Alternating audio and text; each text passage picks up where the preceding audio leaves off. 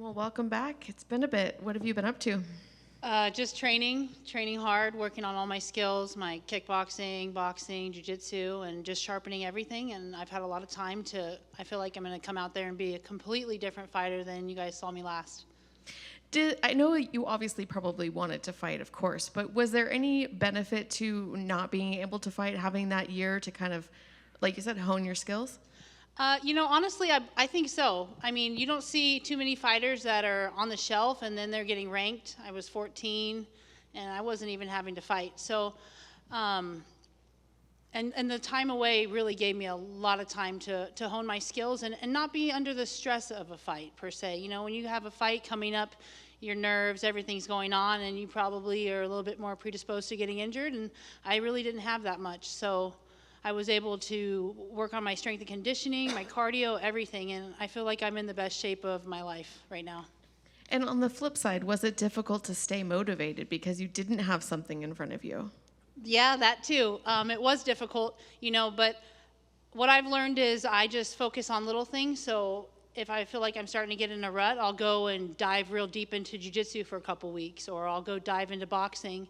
And that kind of keeps me entertained and not like I'm in a rough spot, getting bored. So when I focus on the specific aspects of the sport, I feel like it helps me stay in tuned and just be more prepared overall. And then when I have a fight 6 weeks out, I'm mixing everything together and becoming a real martial artist.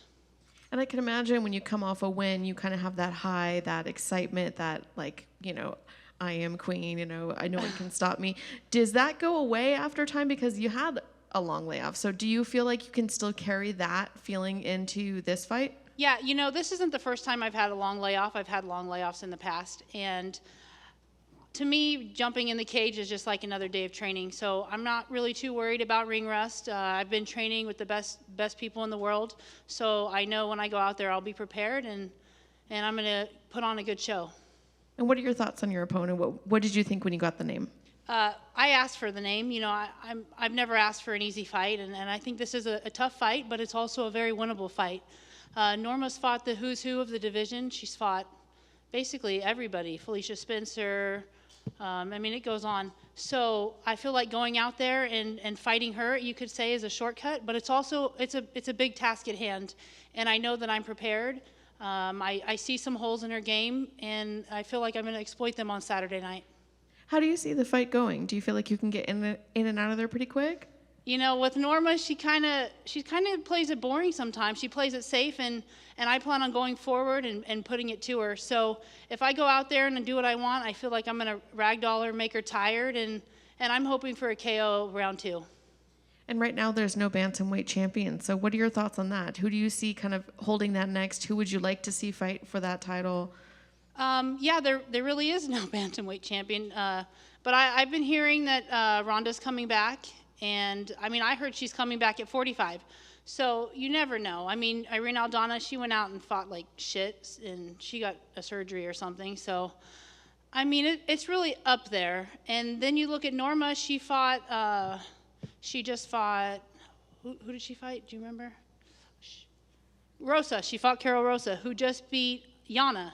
And I think Yana's number 6. So if I go out there and I put on a decisive fight beating Norma, I think I put myself up there at the top contenders pretty easily. Do you feel like Ronda should come back? There's a lot of debate about maybe she should stay away. This is the first time I've heard coming back at 145. What are your thoughts on that?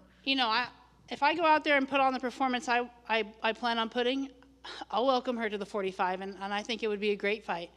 It has been a long time for her, and things change. People get better, and I think people are over her one-trick pony armbar. But, money talks, and she would bring eyes to the sport again. And I feel like her time in WWE is starting to go down, so I'd like to see it. Thank you. Mm-hmm. Hey, Chelsea. Hi. With the featherweight division seemingly going away, is the plan to go back down to bantamweight? So I try to focus on one fight at a time, but right now, I understand why the featherweight division is going away. You got Norma, who's fighting these boring fights, and she's pitter-pattering, and nobody wants to see that. So, they want a heavy hitter that's going to go out there and, take someone's head off, and I think I can be that person. And if I'm not, then I would love to fight at bantamweight too, you know? So I'm prepared to fight at either. I like featherweight. I think I'm heavier. My shots are harder, and I can take girls out. But we'll see what the UFC wants to do after this performance. So you're saying that you'd be the one that the UFC can build the division around? I can be, yeah. I also saw that you weren't a fan of Juliana Pena's trash talk. Oh, God. Why is that? You know, I like that she goes out there and talks because there's nobody else in the division that's doing it. And you can see that's how she's getting her title shots. I just don't like her big mouth, and everything she says feels like it's faked and rehearsed. And, yeah, she can get it too. So you feel like she's kind of reaching with her trash talk? Yeah, I mean, yeah. Awesome. Well, thank you and good luck. Thank you. If I can, thank you for taking the time. Circle back to what you and Amy were talking about. Just the two-part, like your thoughts on Amanda, retiring, the greatest woman of all time, and also what kind of buzz did that create amongst fighters? You guys are like, oh, the division's wide open. You know, for me, it was kind of like, what the heck? Who's there to fight now? Because she was a champion at 45 too, and I know that was an easier weight cut for her.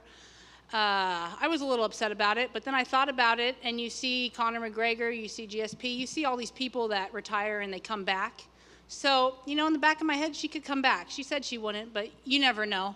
And then she's saying she's retiring. Ronda says she's coming back. So for me, I feel like it opened a whole bunch of doors, and there's a lot of opportunities. I just have to put in the work and do what I'm supposed to do on Saturday, and I think the doors will open, and I'm really happy for the future. That's awesome. And let me touch on what you and Alex were talking about. If you could make that call and say second round knockout and live it up, I think that kind of just parlays everything together. A good talker, delivering, not just walk the walk, but talk the talk. Yeah. Really push your brand out there, right? Yeah, no, you got to back it up. You talk all this shit and you go out there and make a fool of yourself. It's not a good look. But, I train really hard, and I'm a real martial artist, and I plan on going out there and taking the W. You emphasize that real martial artist, so you don't have to get ready if you stay ready. How was this camp? How's Vegas treated you? This heat, I'm sure, is not any kind of fun for you. Yeah, I got a little tan right now because I've been running outside every day. So I'm real prepared for this fight. This camp was great. It was a hard, this camp, I think we had 2-3 months to prepare. So I worked on putting everything together. And, I've been training for Norma for a while. I've been asking for her, and I'm just happy it's here. Excellent. Thank you for that, and good luck on Saturday. Thank you. You fought at featherweight and you fought at bantamweight. Is there a division between the two that you prefer, and why is that? I'd like 140. No. I think that'd be great. No, honestly, when I watch some of the fights, because I've had some tough weight cuts too, and you see these girls fighting at 35, and you can tell like they were dying at the weigh-ins, and then you watch their fight the next day and you're like, geez, they're just fighting like shit.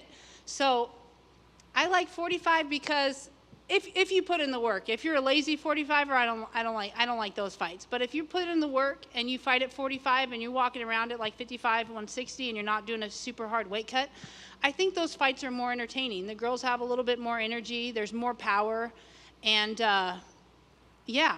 But 35 is nice too. But I prefer 145 just in terms of power. I feel way more powerful at 45.